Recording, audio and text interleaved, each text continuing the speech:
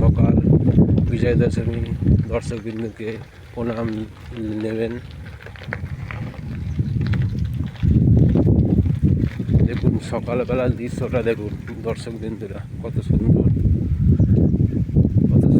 দৃশ্যটা দেখুন।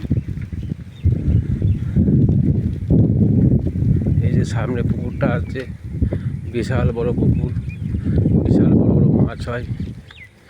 দেখুন দর্শকবৃন্দরা, এই সেই পুকুর, এইমাত্র আমাদের ঘরে বলছিলাম বিশাল পুকুর, এতে বড় বড় মাছ হয়।